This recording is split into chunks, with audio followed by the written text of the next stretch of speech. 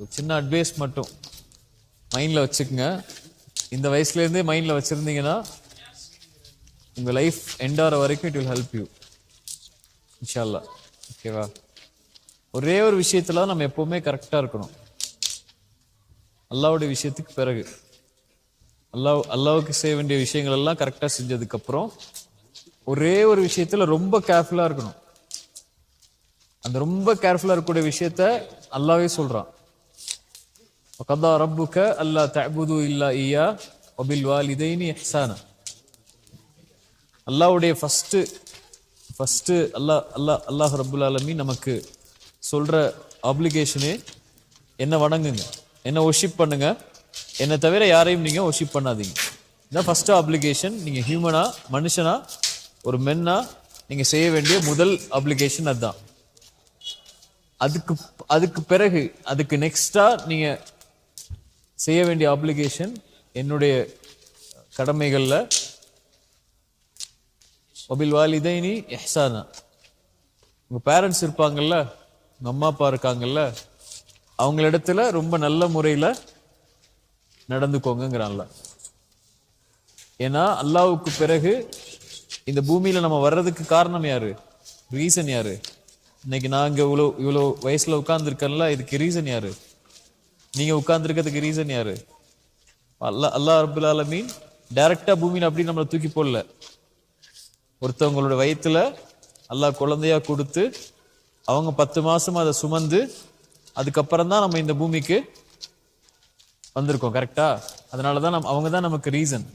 அல்லாஹ் அதை குர்ஆன்ல சொல்றான், வஸ்ஸைனல் இன்சான பிவாலிதைனி இஹ்சானா ஹமலத்துஹு உம்முஹு வஹ்னன். உங்க தாய் உங்களை கஷ்டத்துக்கு மேல கஷ்டப்பட்டு 10 மாசம் உங்களை சுமந்து பெற்றிருக்காங்க. அந்த கஷ்டத்துக்கு ஈக்குவலா எதுவுமே கிடையாது இந்த உலகத்துல.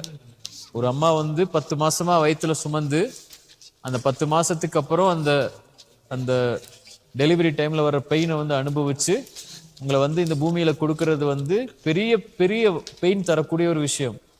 அது 10 மாசமா பேஷன்ஸா இருந்து பொறுமையா இருந்து உங்க அம்மா உங்களுக்கு இந்த பூமியில இருந்து இந்த பூமிக்கு நீங்க வர்றதுக்கு ரீசனா இருந்திருக்காங்க.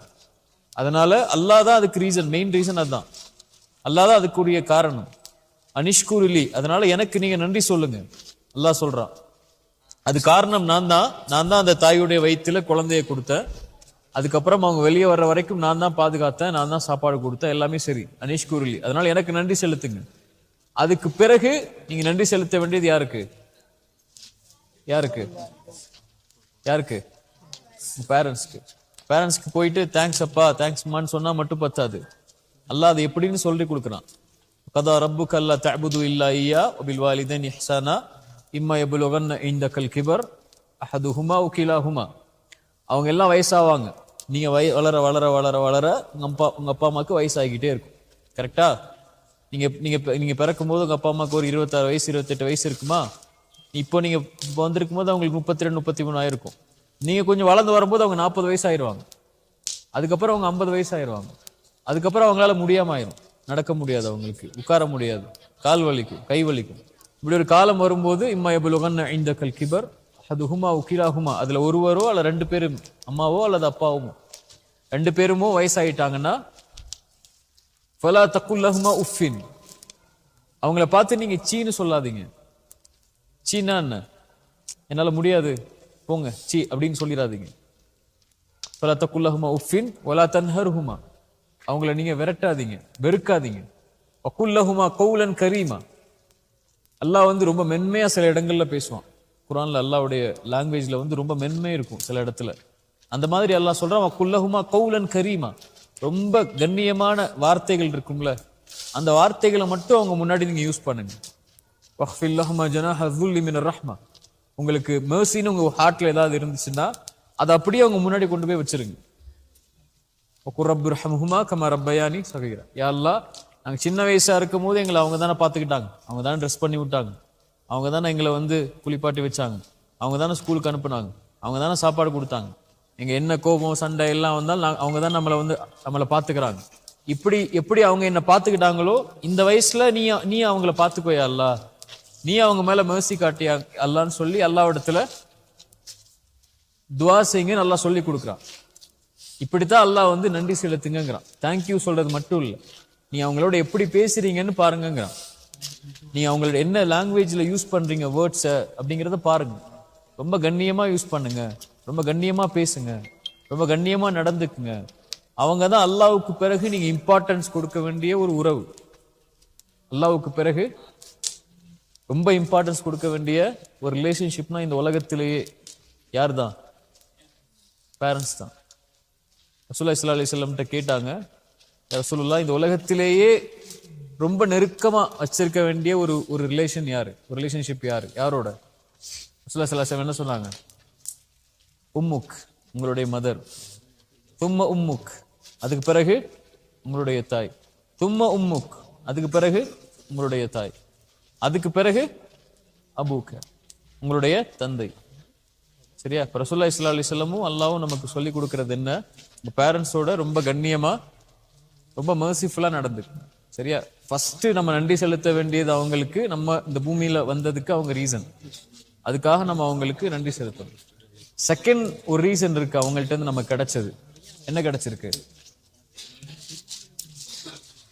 அவங்கள்ட்ட இருந்து என்ன கிடைச்சிருக்கு? செகண்ட் என்ன கிடைச்சது? யாராவது சொல்லுங்க. அம்மா அப்பாட்ட இருந்து செகண்டா நமக்கு இந்த உலகத்துல ஒண்ணு கிடைச்சிருக்கு. நிறைய பேருக்கு அது கிடைக்காது.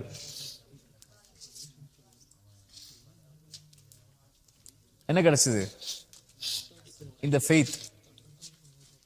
ஸல்லல்லாஹு அலைஹி வஸல்லம் சொன்னாங்க, எல்லா குழந்தையும் அல் ஃபித்ரா, இயற்கையா தான் பிறக்குது, முஸ்லீமா தான் பிறக்குது. அல்லாஹ் ஒருவனா மட்டும் வணங்குறதுக்கு தான் பிறக்குது. கிறிஸ்டினாவோ ஜீவாவோ எந்த குழந்தையும் பிறக்கிறது இல்லை.